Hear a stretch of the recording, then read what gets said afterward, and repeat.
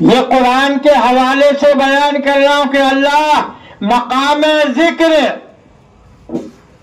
فَصَوْا إِلَىٰ ذِكْرِ اللَّهِ، اللہ مسجدوں کی حفاظت کرے گا. اور یاد رکھ لو وہ لوگ جو مسجد کی حفاظت کرنے والے ہیں، وہ لوگ جو مسجد کے بنانے والے لوگ ہیں، اللہ تعالیٰ ان لوگوں کی بھی حفاظت کرے گی. کہیے سبحان اللہ. اِنَّا نَحْنُ نَزَّلْنَا الذِّكْرَ، اللہ تعالیٰ نے قرآن کی حفاظت کی ذمہ داری لی ہے. دنیا میں بہت سے لوگ آئے جنہوں نے چاہا ہم قرآن کو مٹا دیں گے، قرآن کے متبادل فرقان الحق کتاب چھاپی، لیکن دنیا میں کوئی اس کا نام لینے والا نہیں ہے. اور وہ لوگ جنہوں نے قرآن کو مٹانے کی تدبیر کی، آپ کو معلوم ہونا چاہیے اسی ہندوستان کے اندر ایک چوپڑا پیدا ہوا جس کا کھوپڑا خراب ہوا. اس نے کہا قرآن نفرت پھیلاتا ہے، قرآن بھید بھاؤ کا درس دیتا ہے. مسلم قوم کے نوجوان کھڑے ہوئے اور کہا چوپڑا تمہارا کھوپڑا خراب ہو گیا ہے، خدا پاک کی قسم ہم مسلمان ہیں، ہم قرآن کے خلاف مقدمہ ہائی کورٹ سننے کے لیے نہیں جائیں گے، بلکہ وہ لوگ جو ہمارے قرآن کے خلاف کیچڑ اچھالتے ہیں ان کی لاشوں کو ہم ہائی کورٹ تک پہنچا کر چھوڑیں گے. کمند چاند ستاروں پہ ڈال سکتا ہوں، سمندروں کو تہوں تک نکال سکتا ہوں، میرے وجود کو انچوں سے ناپنے والے میں ہر چٹان سے درجہ نکال سکتا ہوں. اللہ نے قرآن کی حفاظت کی ذمہ داری لی ہے، مساجد کی حفاظت کی ذمہ داری لی ہے، روضہ رسول اللہ کی حفاظت کی ذمہ داری لی ہے، اور اہل اللہ اللہ والوں کی حفاظت کی بھی ذمہ داری لی ہے. بے شک بے شک صحیح. قرآن پڑھیے پتہ چلے گا. اللہ نے فرمایا فَلْيَعْبُدُوا رَبَّ هَٰذَا الْبَيْتِ، اللہ کے گھر کی حفاظت کرنے والے لوگ، اللہ کے گھر کے پڑوس میں رہنے والے لوگ، اللہ کے گھر کو بنانے والے لوگ ہمیشہ امن میں رہتے ہیں. لإِيلَافِ قریش، آپ سورۃ القریش کا مطالعہ کیجئے. کیا ہے سورۃ القریش میں؟ قریش مکہ ایسے وقت میں جبکہ ہر طرف ملک شام ہو، ملک یمن ہو، ہر طرف چور، ہر طرف ڈاکو، جو دن میں گزرنے والوں کو لوٹتے تھے، کسی کا مال محفوظ نہیں ہوتا تھا، کسی کی جان محفوظ نہیں ہوتی تھی. ایسے دور میں قرآن نے اعلان کیا فَلْيَعْبُدُوا رَبَّ هَٰذَا الْبَيْتِ الَّذِي أَطْعَمَهُم مِّن جُوعٍ.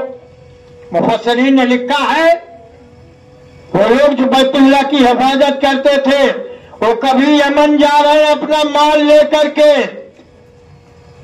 کبھی مصر جا رہے اپنا مال لے کر کے، لیکن یمن کا کوئی ڈاکو، یمن کا اور مصر کا کوئی چور ان کا مال نہیں لوٹتا تھا. کیوں نہیں لوٹتا تھا؟ اس لیے اللہ نے فرمایا لم تر کیف فعل ربک باصحاب الفیل الم یجعل کیدہم فی تضلیل. تو ان کو معلوم ہو چکا تھا کہ ابرہہ کے لشکر کو اللہ تبارک تعالیٰ نے کس طریقے سے تہو بالا کر دیا تھا، اللہ تبارک تعالیٰ نے ابرہہ کے لشکر کو کس طریقے سے برباد کر دیا تھا، یہ ان کو معلوم ہو گیا تھا. اس وجہ سے یمن کے لوگ اور مصر کے لوگ یہ کہتے تھے دیکھو وہ لوگ جو اللہ کے گھر کی حفاظت کرنے والے لوگ ہیں، وہ لوگ جو بیت اللہ کے پڑوس میں رہنے والے لوگ ہیں، اگر تم نے ان کے مال کو چھوا، اگر تم نے ان کو ستایا تو وہی حال ہوگا جو ابرہہ اور ابرہہ کے لشکر کا ہوا تھا. فَلْيَعْبُدُوا رَبَّ هَٰذَا الْبَيْتِ. مولانا عبدالشکور الدین پوری رحمت اللہ علیہ نے لکھا ہے کہ جب میں حج کرنے کے لیے گیا تو دیکھا شام کے وقت میں کچھ پرندے بیت اللہ کے اوپر اڑ رہے ہیں. تو ایک مولانا وہاں بیٹھے تھے، مولانا عبدالشکور دین پوری رحمت اللہ علیہ، ان کے پاس گئے،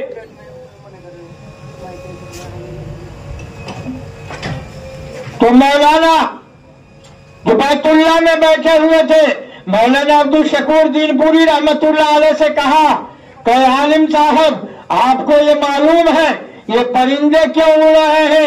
پھر خود بتایا یہ پرندے یہ اسی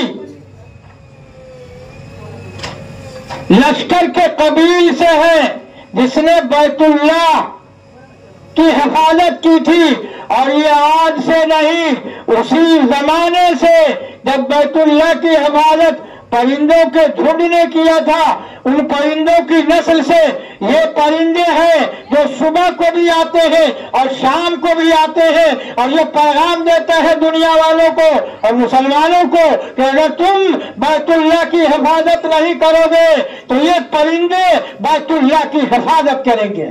فرمایا اِنَّا نَحْنُ نَزَّلْنَا الذِّكْرَ وَإِنَّا لَهُ لَحَافِظُونَ، قرآن کی حفاظت کی ذمہ داری لی ہے اللہ نے، اور مقام ذکر یعنی بیت اللہ کی حفاظت کی ذمہ داری اللہ نے لی ہے، اور روضہ رسول اللہ کی حفاظت کی ذمہ داری اللہ نے لی ہے، اور اہل اللہ کی حفاظت کی ذمہ داری لی ہے۔ تو دوستو، میں زیادہ وقت نہیں لینا چاہ رہا، نبی کریم صلی اللہ علیہ وسلم نے ایک مقام پر ارشاد فرمایا، من بنا مسجدا یبتغی بہ وجہ اللہ بنا اللہ لہ بیتا فی الجنہ۔ ہمارے نبی نے فرمایا جو اللہ کو خوش کرنے کے لیے مسجد بناتا ہے، اللہ اس کے لیے جنت میں ایک عالی شان مقام بنائیں گے، ایک عالی شان محل بنائیں گے، ایک عالی شان منزل بنائیں گے۔ تو دوستو، آج جب دنیا کے لوگوں کی نظر مسجدوں کے اوپر ہے، مدرسوں کے اوپر ہے، منہدم کرنے کے اوپر ہے، ایسے وقت میں کون ہے اللہ کا شیر اور نبی کا دیوانہ جو آج یہاں مسجد بن رہی ہے، آپ کے پرقاضی میں اللہ کا گھر بن رہا ہے، اس میں دیکھ رہا ہوں کون ایسا ہے رسول اللہ کا دیوانہ اور اللہ کا شیر جو اللہ کے گھر بنانے کے لیے، اس مسجد کو بنانے کے لیے 21,000 سے اس مسجد کا تعاون کرے۔ کون ہے بھائی؟ نبی کا دیوانہ، اللہ کا شیر۔ آپ کو معلوم ہونا چاہیے، میں میرٹھ میں ایک جگہ گیا تھا، اعلان کیا 4 بھائیوں نے 45 لاکھ روپے دیے، یہاں تو صرف 21,000 کا مطالبہ کیا جا رہا ہے اللہ کے گھر کے لیے۔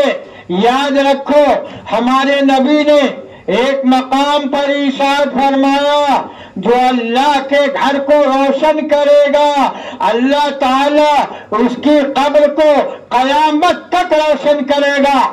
ہمارے نبی نے فرمایا جو آدمی مسجد میں چٹائی دے گا اور چٹائی کا انتظام کرے گا، اللہ تبارک تعالیٰ جنت میں جنت کا اس کو سبز لباس پہنائیں گے۔ تو کون ہے؟ اللہ تعالیٰ کی رضا کو حاصل کرنے کے لیے، اللہ تعالیٰ کے گھر بنانے کے لیے، اس میں ایسا نبی کا دیوانہ اور نبی کا مستانہ، خدا کا شیر، کوئی پردھان بولے، کوئی ماسٹر بولے، کوئی حاجی بولے، 21,000 روپے زیادہ نہیں ہے، یہ اللہ کا